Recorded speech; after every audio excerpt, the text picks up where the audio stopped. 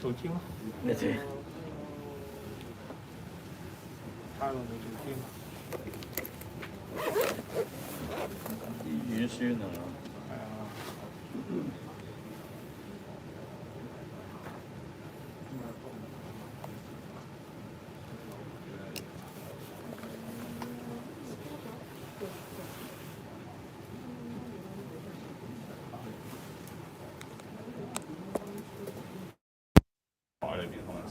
都係咯，我有陣時打大風落會記得嘅，但係如果細雨啊，甚至啲有同埋呢啲絨毛咧，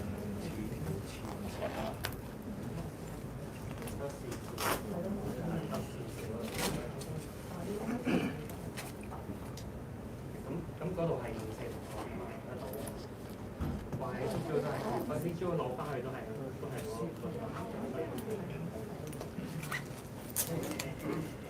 粒位咯，先做個位置。喂，唔少乜人？生日快樂喎！啊，多謝。真㗎。快高長大。好，仲高啊！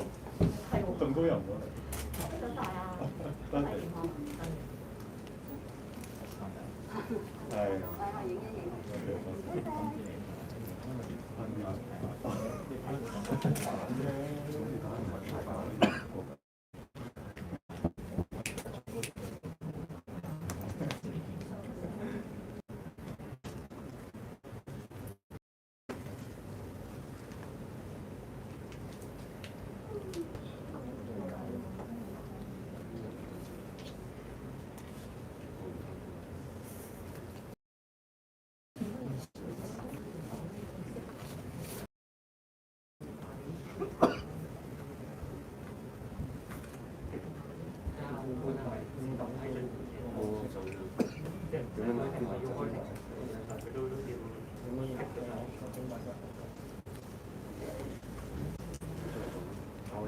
開你就見到佢會講開庭嘅之後機會就係冇話唔俾啊嘛，係啊。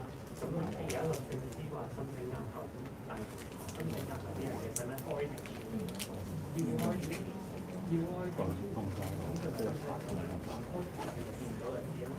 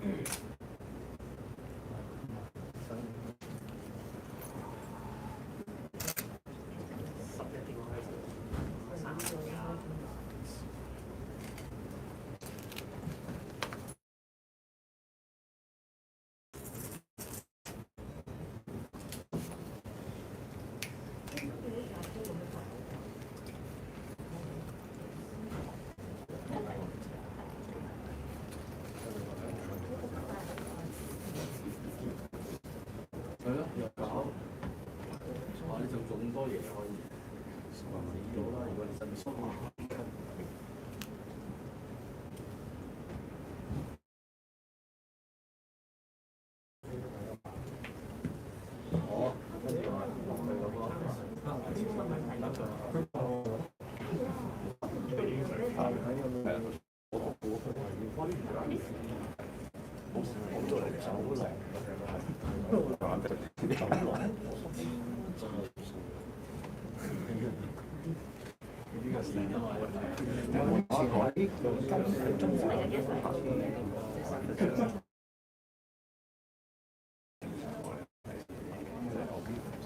我記得佢好似喺中環巴上面真係唔記得。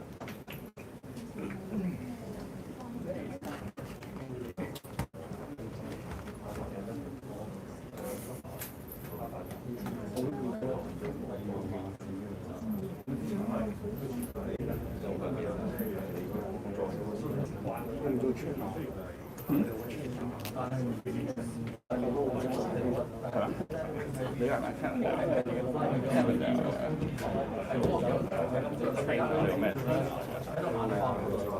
佢哋拉長都係特別款啊，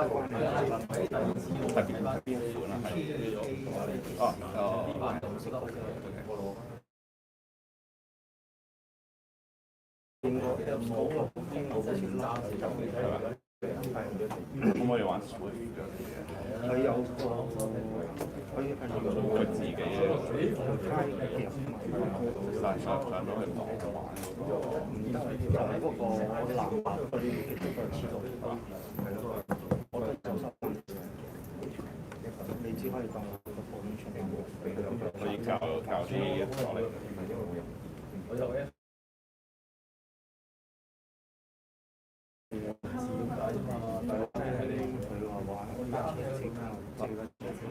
跟住又中意咗手落車租架車落嚟，去用我掛電腦咁樣俾完佢跟住查實啲目標啊，燈啊，信唔信現實擺上網試啊嘛，搞出第二日有人2000蚊嘛。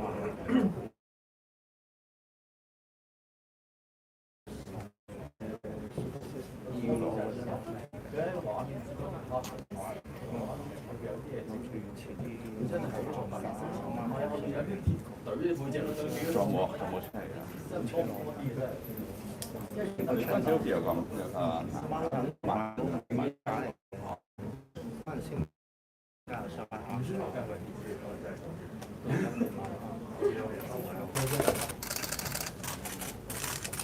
啲唔該。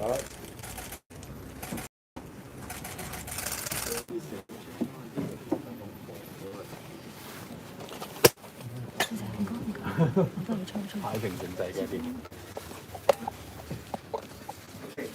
我都好啦，好啦，影晒啲，又借俾我哋啦，唔該晒。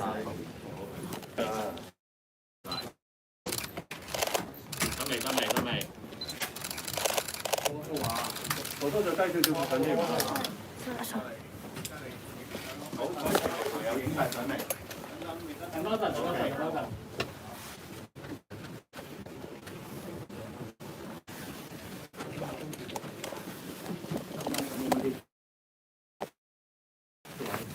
發言錯係啦，之後咧我哋會有一個時間係回各位記者嘅提問嘅。各位有大家好，《國安法》第5條明確咁定明，全國人大常委會對5條明確咁定明，全國人大常委會對《國安法》係擁有解釋權。全國人大常委會行使解釋權嘅時候，無可避免會引起一啲對香港法制嘅討論同埋批評。國安法係相對較新訂立嘅法例，公會希望國安法條文裏邊尚有不明確之處咧，將來係可以由香港法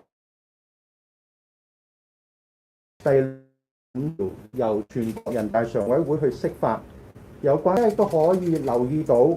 喺昨日終審庭頒布嘅裁定書第33條裏邊都講得好清楚，香港特別行政區嘅法院全力捍衛國家安全，亦會按照國安法有效地採取行動，以防止打擊任何危害國家安全嘅行為或者活動，並施予懲罰。公會堅信香港嘅法院同法律界將會繼續履行維護國家安全嘅責任，維持法治同埋保障司法獨立。我而家用英文簡短咁重複一次。Thank you very much for attending this stand-up today. The power of the NPCSC to interpret the Hong Kong national security law is expressly provided for in Article 65 of the NSL. The MPCSC is entitled to exercise such power in circumstances that it sees fit. The exercise of such power will inevitably attract discussions and also criticism of our legal system. The NSL is a relatively new piece of legislation, and we hope that any ambiguity can be clarified by our courts in the future, and the power to interpret under Article 65 can be exercised sparingly. I would also like to emphasize that, as stated in paragraph 33 of the determination by the Court of Final Appeal yesterday, the courts of the Hong Kong SAR are of course fully committed to safeguarding national security and to acting effectively to prevent, suppress, and impose punishment for any act or activity endangering national security as required by the NSL.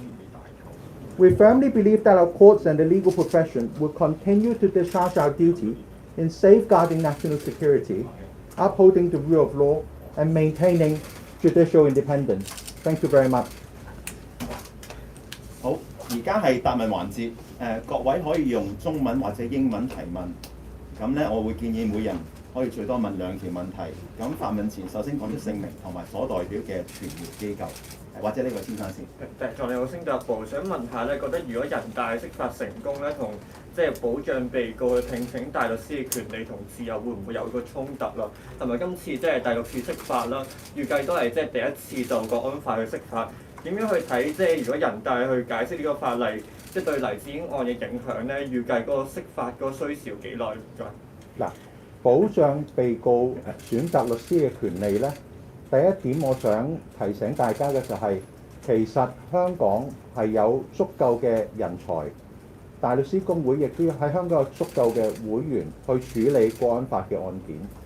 大家可能都有留意到，其實我哋公會喺第一次去潘兆初法官去處理呢個申請嘅時候，我哋嘅立場都係我哋唔覺得呢一單案聘請一個海外嘅御用大律師係會對案件有明顯嘅貢獻嘅，所以我覺得被告去聘請有能力大律師嘅權利，我唔見到喺呢單案件裏邊會有影響，而被告亦都係雖則佢而家可能唔能夠聘請海外嘅御用大律師呢一個會當然受到之後人大常委決定影響啦，但係其實佢嘅律師團隊亦都係經驗豐富，而代表佢亦都係有相當有經驗去處理國安法嘅資深大律師同埋大律師嘅，相信大家都認識佢哋啦。所以呢一方面我唔擔心。至於你及後嘅問題，會牽涉到一啲嘅揣測，就係人大常委會點樣去決定啊，同埋一啲嘅詳情。咁呢個階段同埋你頭先提到嘅時間表啦，呢個階段我相信我回答唔到呢一啲嘅問題啦。唔該晒你。係嗰位恤衫淺藍色恤衫嗰位。的長明報今次呢個人大常委會嗰個決定咧，其實睇翻國安法咧，佢係 silent on 嗰個即係 Overseas Council 嗰個即係明文上佢冇規定嘅。其實今次係咪一個變相嘅立法咧？或者日後即係如果政府因為國安嘅考慮，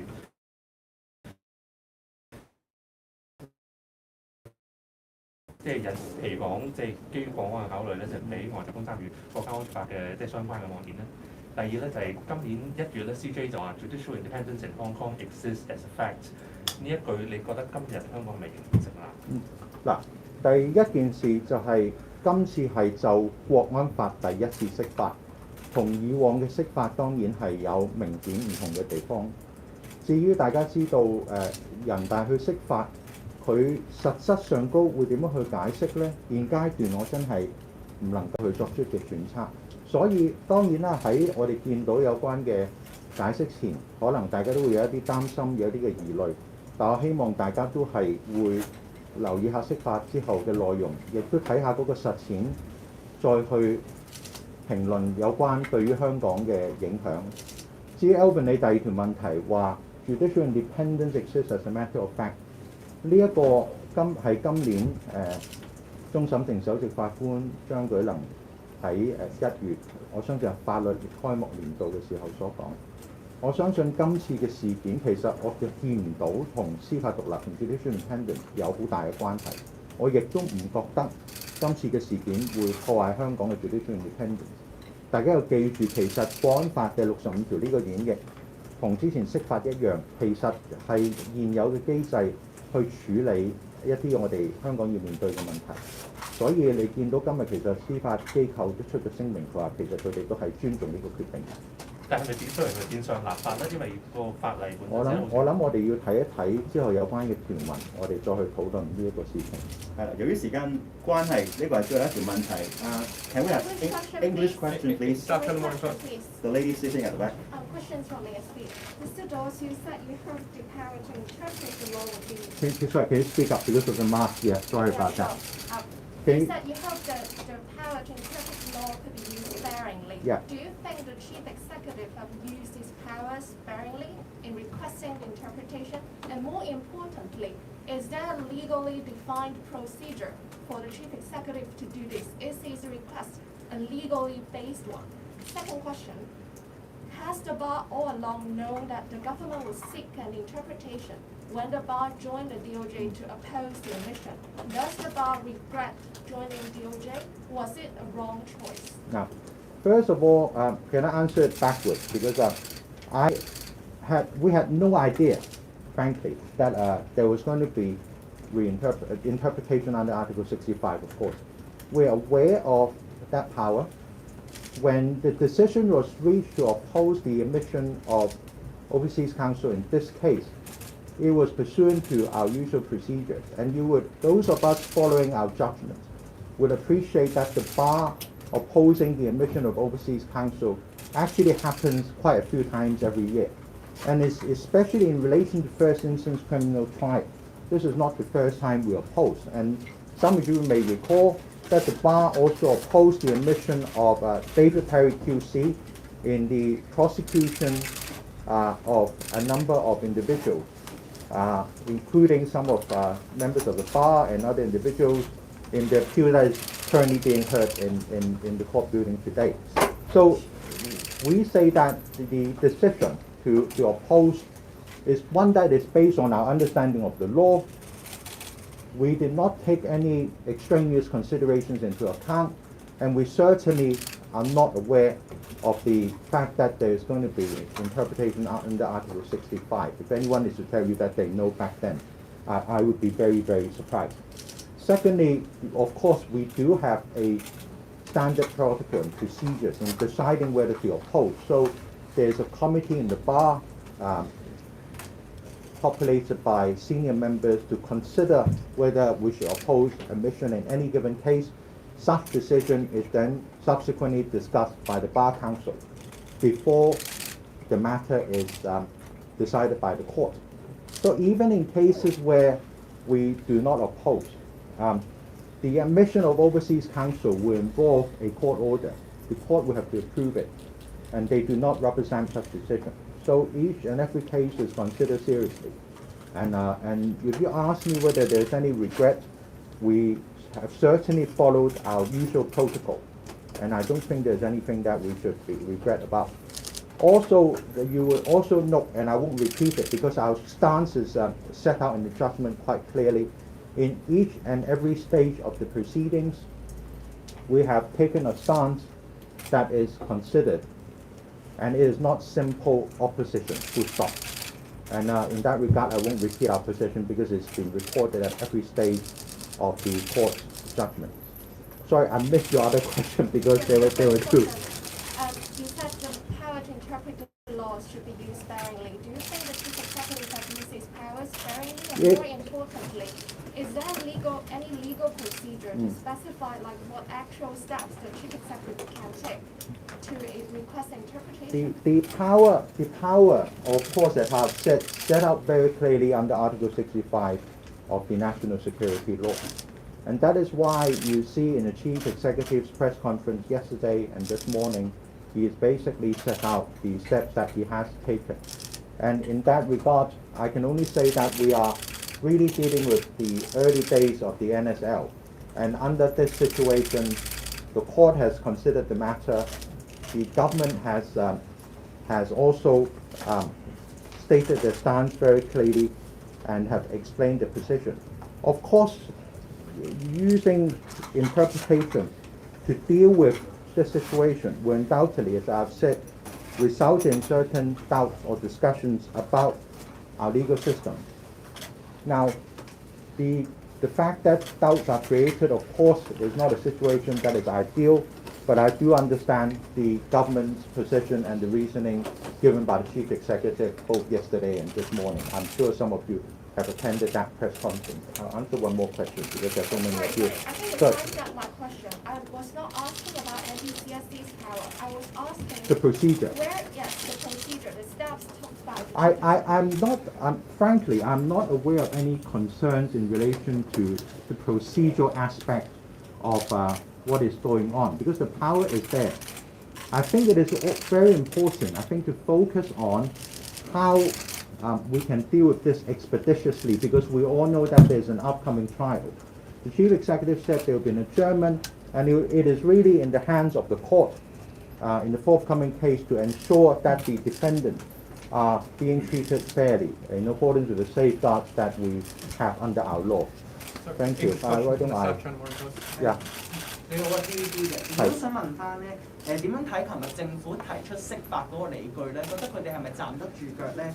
睇翻中院嘅判詞，其實佢都冇處理過係咪容許呢啲海外大律師嚟香港嘅問題。如果而家直接由人大去釋法嘅時候，係咪剝奪咗法庭處理呢個問題嘅權利咧？即係啱啱都提過，希望係去審慎咁樣去運用呢一個權利。你覺得而家呢一個做法係唔係審慎？近年釋法係常態化咗嘅時候，仲係唔係一個審慎咧？唔該。唔該你。嗱，我第一我就唔覺得釋法你可以信有常態化。海外大律師其實參與每一宗訴訟，如果涉及公眾利益，其實喺唔同嘅界別有唔同嘅觀點或者聲音，其實呢個係常情。但係我都明白，我哋都公會亦都強調，其實司法獨立當然係重要嘅議題，茲事體大。其實外界對司法機構行使裁決權唔受干預呢個信心，其實當然非常之重要啦。咁中院琴日拒絕批准上訴許可，法庭嘅裁決我哋當然係尊重。但係正如我頭先所講，喺現行嘅法律裏邊，喺《國安法》第65條，人大常委會係有明確嘅權力去解釋《國安法》嘅條文，佢哋亦都係可以喺適當嘅時候行使呢一個權力嘅。所以我都希望大家個焦點應該放喺之後個案件裏邊，被告人係咪喺我哋現行嘅法例裏邊受到足夠嘅保障呢？呢一方面，我相信處理案件嘅法官、處理案件嘅控方或者辯方，大家都有責任。而我亦都有信心，我哋嘅法庭可以俾到任何被告有公平嘅審訊機會。我諗今日我哋答嘅問題會係咁多，多謝各位。擔唔擔心要搞指定律師制度啊？今次釋法會唔會影響埋海外律師嚟執法其他嘅刑事案件咁講？